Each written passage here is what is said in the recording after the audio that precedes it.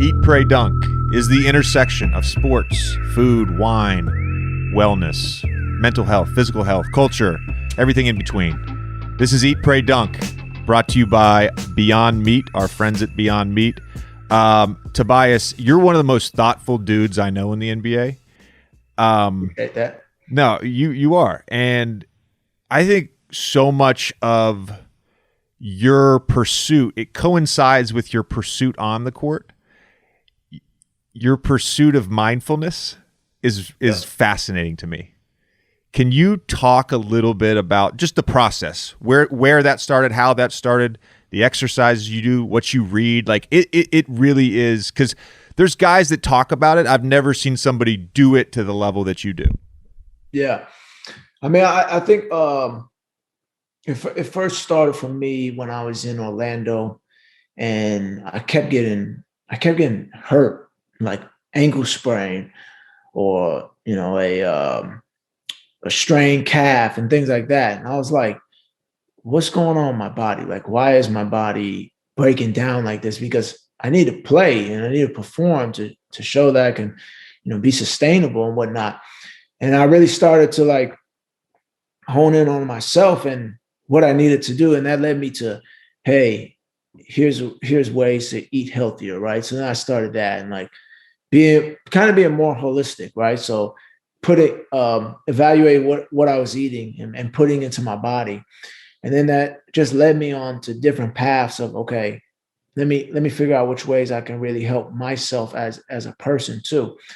And then, I was a player that I put a lot of pressure on myself to be successful, right? And if things didn't go that way, it would like hurt me inside. I'd be like, man, like had a bad game. Like I would let it linger to the next day, come in practice, like upset and mad. And then I really just started honing into me, like figuring out who I am as a person. And then that led me down the path of meditation and just being quiet with myself, learning like how much distractions there is in life. And to this day now where, I wake up, meditate, I read a lot of books about philosophy, about myself, about ego, about consciousness. And, I think that in saying that, like all these things have helped shape me in a way that has led me to have a better perspective, right? And, when I was playing with you, one time we were out eating, it was me, you, and TJ. And you said to me, you were like, man, you just got to live in the gray. Like you're too black and white. And like, I told that to Jasmine and she was like, he's right. Like you do need to live in the gray, right? And Jasmine's a person who lives in the gray too. Like it's not clear. It's not black and white for her. She lives in the gray. And that allowed me to really start opening up my mind to other perspectives of how people live, how people act, how people go about day to day. And I will say that from that conversation and from like things that have helped me be who I am, that has led me to really just have an open mind to a lot of different things and has led me to not be like as judgmental, I would say. I wasn't going to say judgmental. Yeah, I wasn't going to say that. No, but I think you hit the nail on the head. So I think by living in the gray, what it does is it provides empathy. Yeah. It provides empathy. You mentioned being able to sort of see other people's perspective, because you do something at the highest level to me, which is you take care of yourself. Yeah. You do that as well as anyone I've ever been around. The mind, the body, the spirit, the soul, like you do it, you live it, you own it. Mm-hmm. And when I said that, I think what I meant in a way was you need to realize not everybody is like you, bro. Yeah. And you can't judge them because they're not as committed to the self as you are. Your pursuit of self is phenomenal. Wait, so Jasmine said I was right? Yeah, she was when I told her that, she was like, well, I've been trying to tell you that for forever, so, but it's You bring up a good point, because even today I was reading, you told me about Richard Raw, and, I read his devotion every day. And one of the things he talked about today was living, like, when you see somebody else, in, like, you have to really put yourself in that position, because that person is basically you, right? Like, allowing that type of, um allowing you to transpire that, of knowing, like, if somebody else is messing up, like, at some point at some time, that was you in some shape or form, right? So having that type of compassion is exactly what you talk about. And for me, like, even reading that today, I was like, man, that's a real word, because sometimes you can go to practice and see, like, other things going on, but you have to really look at, like, that could be me, that was me, that could be me next week, like, acting like that, or whatever. And it just makes you, like, look at things as a oneness. And I think that's just important for everyone to do. And you look at the world we're in right now, like, if more people had that type of mindset and mind frame, we'd be like way ahead from where we're at this current moment. When you were making the transition in Orlando, did it feel like a sudden thing, or could you just kind of like feel it over time? Just over time. I think that when I started, like, I started doing things to help myself, and then that helped my career, right? I was looking into my diet. So I was sitting down with, like, numerous people to figure out, hey, how can I be a better player on the basketball court? Like, what do I need to take? What do I need to eat? Um, all the way down the line, they were helping me out with that. And then it just started for me. Like, I saw, I started playing more and more games. When I got to Detroit, I played like a whole season. I was like, dang, I made it through a whole season with no hiccups, right? So when I was in Orlando is when they had one of the doctors there that was actually talking to me one day, and was just talking about, like, stress levels and sleep and testosterone and cortisol, and, like, all the way down the line. He was like, you have to really get yourself to sleep better, right? Because that helps you become a better player. That helps your body to, produce different things that it needs to produce. And, like, once I started really listening to that, I started reading books on it, because I'm educated. I want to educate myself. And I just went all the way in with it to this point now where I tell guys on team, like, man, just go to bed at 10 o'clock at night, and I'll see you tomorrow. You'll be ready to play. You know what I mean? So that's just how I look at it. I thrive on structure. I thrive with order. I thrive with routine, and I also thrive when I'm around my family. And this season has felt at times to me extremely chaotic. And I've talked about it a bunch in the podcast, but it's felt very chaotic. And I'm curious to kind of get your perspective on, because you're thriving amidst this chaos. And we've had some guys on the pod like Nick Vucevic, who's just like deadpan. We just had him on. He's having a career year. And I'm like, and they're not playing well. There's every reason in the world why Nick Vucevic could be having a down year this year, right? Seriously, yeah. How is this sort of holistic approach? How has this helped you specifically this season? Just keeping my mind in the right place. One, I think there's so many distractions with this season. Like, there just is, from the double testing to the triple testing, all the way down the line. I mean, there was, and I've been keeping my cool, like, all year, but 2 days ago I kind of lost it, because we had just played the Knicks. We won. This is a long game. Game ended. I get home at about 11:45. Yes, I'm eating. And then it was the next day we have a game, but we get a text. It's like, hey, fellas, we have a test by 9 o'clock. So I'm like, hold on. Where is the recovery of sleep? Like, first off, after a game, no one, unless you're like Superman, you're not going to bed. If I get home at 11:45, you're not going to bed at 12 o'clock, right? Like, No. like for me, like, I was in bed at 12:35, but I didn't go to sleep till like 1:45, right? So then I'm waking up at my alarm was set at 8:20 to go over to the facility to get tested. And like, that was the one time where I said, this is ridiculous because we have a back-to-back. We want to perform and we're doing this test in the morning. Like, come on, we got to be better than this. But I think that for us this year, what is really pushing myself is the fact that this is the first time in my career where I'm on a team that's doing it, right? Like first in the East. So that's like just pushing this whole train on, just being number one in the East, being able to get to playoffs and you know, figure out where this postseason goes is really allowing myself and my mind to just keep looking in the moment and keep moving. And I think that's just key. What you're describing is purpose. Yeah, purpose for sure. And purpose obviously can help amidst some unfamiliar terrain. For sure. Yeah. You've got the wine cellar behind you right now, as we mentioned earlier. When did you start? I don't know if I've even asked you this before. When did you start getting into wine? I was in it like early, like when I was in Orlando, because it was like one of those things I would go and get a glass of wine. But I was like, yeah, smart man over there. But I wasn't like a smart wine guy. I was like a stupid one. I was just like go somewhere and buy a bottle of Opus One, which is stupid because I was like spending $400, $500 on something I didn't even know really what I was drinking.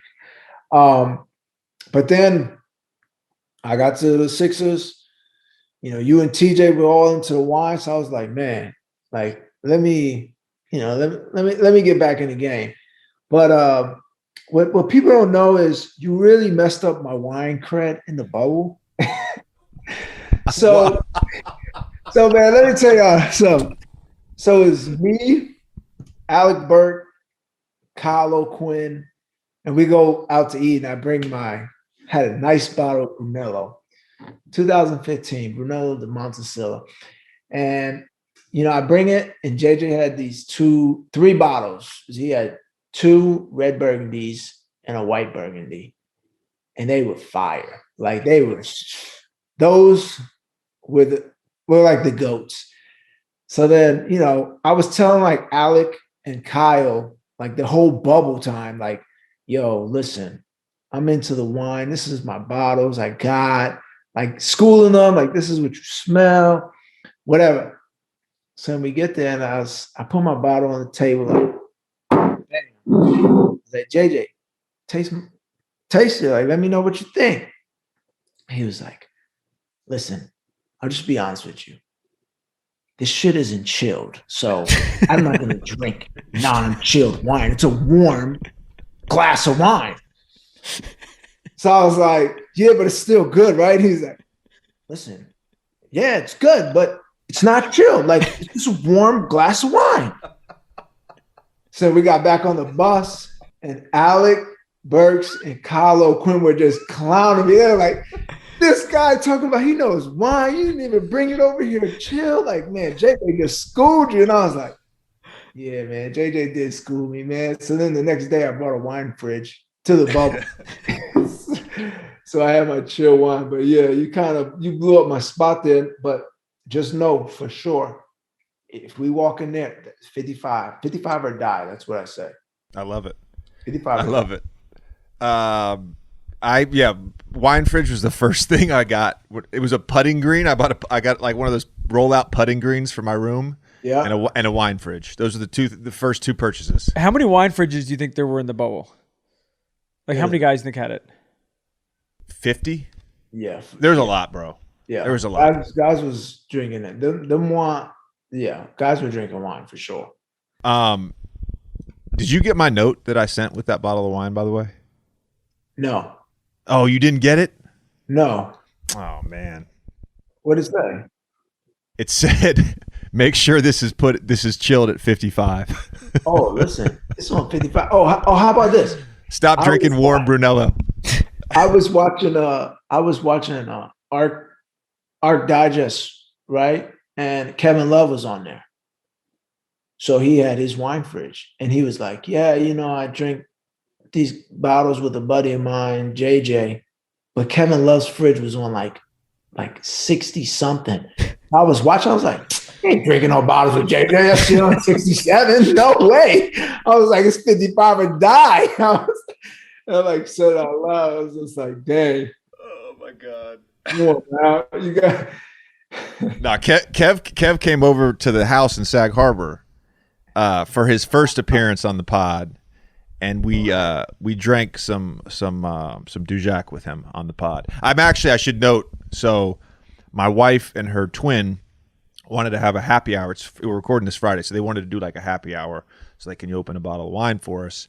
And my friend Grant at Parcel Wine happened to drop off a 2005 Dujac for me. And so I just opened it up, and I was like, I can't open a Dujac. I know I got to do this podcast. I can't open a Dujac and not at least pour myself some. So I've got a little tiny glass that I'm slowly sipping on. Tobias, you ever see the Arc Digest on JJ's apartment?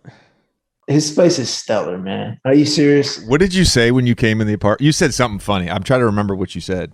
I said, ooh, it has a nice fiancé. But he has all this, like, you know, but I had asked him after, I was like, how come you don't have no TVs in your place? And then he had told me that you can't put no TVs on Arc Digest. Oh, yeah. That was like, I would say that's probably every 5 comments on the Architectural Digest video on YouTube was, how come this person doesn't have any TVs in their house? And I'm like, we have 3 TVs in an apartment. Like, that's plenty of TVs. Nah, you just can't show them on Architectural Digest. What's the Tobias? What's the best food city in the NBA? So last Eat Pray Dunk, Kevin and Tommy and I, we talked a little bit about sort of like underrated food spots on the road. Yeah. I mentioned a place in Oklahoma City, but what to you is like, what's the city you go to and you're just hyped? I'm gonna say Chicago, because you know, if you want to go top of the top, we can go to Alinea. We can go to Oriole. If you want the greatest burger in the world, we can go to Oshabal. I stand by that. But I think Chicago just has so many good spots for food. So I like their food scene a lot. I think Tommy might co-sign that. Tommy, we've talked about Oshabal on the show before. I think it's a clear-cut best burger in the country, best burger in the world. Tommy and I went to Alinea. Was that 2 years ago? Oh, yeah. It was last year. It was right before COVID. Yeah, right before COVID. It was like right before they shut down. We recorded with Zach Levine and then went to Alinea. It was incredible. Tommy, what's your favorite spot in Chicago? I mean, like pound for pound, Al Cheval is the best. You talk when you like factor in price. The only problem with Al Cheval is the line. The wait, yeah. The wait is crazy. I mean, if you go there, it's open late. It's open till like 1 or 2, and if you're there at 12:30, you're still waiting for 25 minutes. Yeah, and the thing about the Oshabal wait is like you can't even slip the dude a 20. Yeah. Or no, they don't give a fuck. They don't care. Like they're like, no. You ever go to Girl and the Goat? Yeah, been a Girl and the Goat. That's good too. Yeah, it's good. There's that whole section right over there. There's like 10 spots. Yeah, Chicago's got it down for the restaurants. I mean, LA is a great city just because there's a lot of good spots there too, but very spread apart. But when I'm talking food, city for food, Chicago, that's where I'm like, all right, we're good here. Did either of you guys eat at Blackbird, by the way? Did either of you guys ever eat at Blackbird in Chicago? No, I never have. Okay. That was like one of my favorite spots in Chicago, but they shut down because of COVID. Hugely disappointed. They like shut down for good? Yeah, 22 years. They shut down after 22 years. COVID has messed up so many great opportunities to go eat dinner, and I'm disappointed in that for sure. What's your favorite spot in Philly? Serpeco is a good place. Oh, you know it's a really good place in Philadelphia for like a sandwich, a breakfast sandwich? Middle Child. Fire. Where is that? What part of the city? That's 11th Street, South 11th Street. Virtu is a good place. The Laurel. Friday, Saturday, Sunday. That's another good spot. But JJ, did you know that like supposedly in Philadelphia we have one of the best pizzerias called Angelo's? Have you been there? No, I haven't. Oh, I haven't. they say it's actually maybe better than that place in Brooklyn. Lucali? Wow. Yeah. We'll see. Yeah. We'll see. Wow. JJ just took offense to that. We'll I know, see. right? Like I saw his face. He was, Have you had South Philly Barbacoa, the taco spot? yeah. South Philly Barbacoa I had, yeah. And another good place is Vetri. JJ, you told me about that place actually. Yeah. Yeah. It's fire. It's just a long meal because it's tasting. But Mark's one of the best chefs in United States, much less Philadelphia. He's a legend. He is, for sure. He's a legend. Every time Philly food comes up, we got to give a shout out to Jay He from the Philadelphia 76ers. Always. So Jay He runs the food program for the 76ers. It is the practice facility in Camden, New Jersey is a top 10 Philadelphia area restaurant to me. No, agreed. I mean, it's unbelievable. It's really a restaurant. People don't understand it. Like down to the music, they have it. So he does his thing in there. They should do a food truck outside the arena. Another revenue stream for the team. Nah, we don't want that many people coming to Camden. Tobias, after a game, I used to go. I'm not going to name the place, but I used to go to this spot. If I stayed over in Philly and didn't go back to Brooklyn, I went to this place after every game. Good food. It was open late. Could have a couple beers. Took my family there. Took Chelsea there. Took friends there. Whatever. Somebody was in town. That's where we would go after games. Lowkey Spot. So I'm with our boy Adam Glessner. Okay. Yeah. And this is towards the end of my second year in Philly. And we order our beers. I order my food. He's not eating, but I order my food. And I'm sitting there waiting. This is a post-game meal for me. I'm hungry. I just paid 32 minutes, And we're talking, and as we're waiting for my food, a fucking rat scampers across the dining room floor. Oh, no. Nope.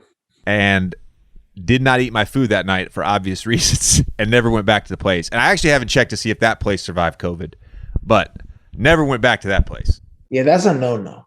That is a no-no. It's tough. That's tough. It's one thing for it to be outside dining because you can't really help it. But inside, if they're running around inside a lit up dining room, then you got a problem. Yeah. Do you have a food take that you're sort of willing to like a hill that you're willing to die on, like a food take? I'm gonna give you mine. Like I don't think that tomatoes should ever be on sandwiches. They provide no added value to any sandwich I've ever eaten. Texturally, there's something. I love tomatoes.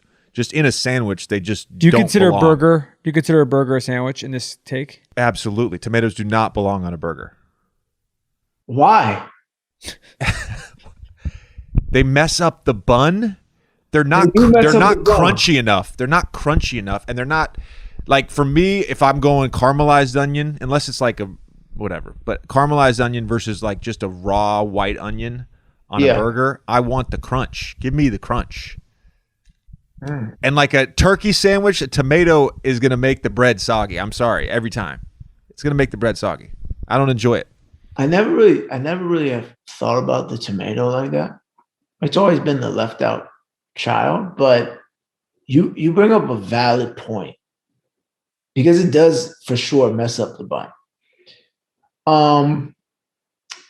Here's a take that I had because Jasmine and I got in a little argument over this, but I'm all for pancakes and she's all for waffles. But then she had the nerve to say to me, it goes French toast, waffles, then pancakes. And I had to disagree fully because I said that I don't think it takes much to make French toast. Like I can make that easily. Where I think that it takes some real skill to make some pancakes and waffles. So here's the sort of defining question, right? The deciding question, I should say. What would you rather have? The best pancake you've ever had, the best waffle you've ever had, or the best French toast you've ever had? In that scenario, the French toast loses every time. Thank you. Every time. So me personally, I want the best pancakes, not one, pancakes that I can ever have. And I would take that over the best waffles any day. Shout out from me, Bearcat Cafe in New Orleans. Best pancakes I've ever had. Ooh, I need to write that down. I need to Yelp that. Bearcat Cafe is legit. April 7th, you'll be in New Orleans. Yeah, we will. I just made up that date. I don't know if that's really the date. But, but I know we're coming there. But it is in April, though. All right, I'm gonna check it out. What's your favorite pancake, Tobias, before we go? You know what? I'm all for like plain pancakes. I'm cool with that, but anytime like pumpkin pancake, sweet potato pancake, like I'll do any type of pancake. I just do them. Well, you sort of know if they're gonna do like a sweet potato pancake that it's gonna be good. Yeah, but like most other pancakes are on specials. Like, but I'm not a big chocolate chip pancake. No, blueberry pancake. Too sweet. I'm a lemon poppy seed fan though. I want to get this on the recording. Our producer Chris just messaged us, and we want to give a shout out to Polly's Pancakes in New Hampshire. Apparently, Polly's Pancakes. I've never been, but Chris says they're the greatest pancakes he's ever had. Polly's Pancakes, New Hampshire. Polly's Pancakes. Wow. All right. Say no more. I don't know when I'll go to New Hampshire, but yeah, exactly. Here we go.